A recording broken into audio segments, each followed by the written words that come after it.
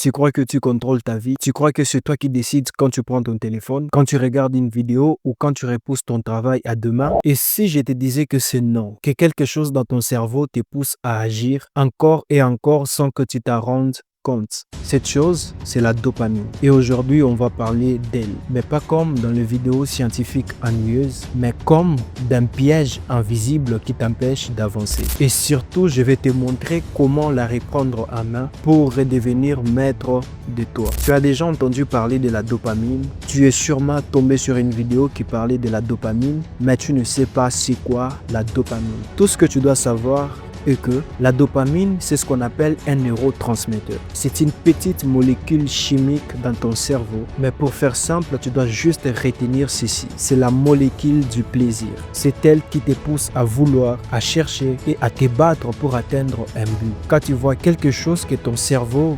considère comme une récompense, la dopamine monte et tu ressens cette énergie, cette envie de l'obtenir. C'est pas le plaisir du résultat, c'est le plaisir de la chasse. Et c'est ça le problème. Parce que le monde aujourd'hui est conçu pour te donner cette chasse sans fin. Alors tu vas faire simple.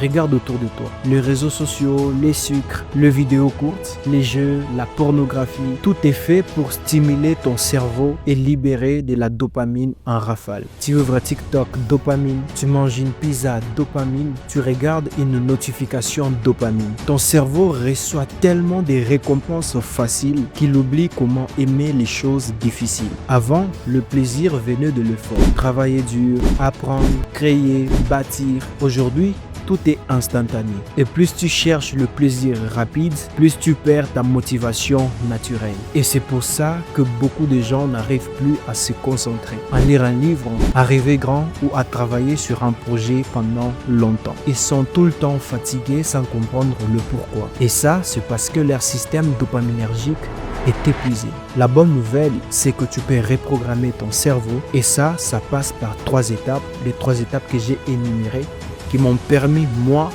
de contrôler ma dopamine et de redevenir maître de moi-même.